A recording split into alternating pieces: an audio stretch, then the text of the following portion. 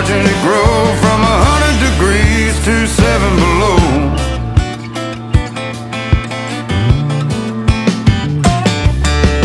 Working that dirt and planting that seed, it's hard on your back and hell on your knees. You gotta work around punk jacks, cattle and trees.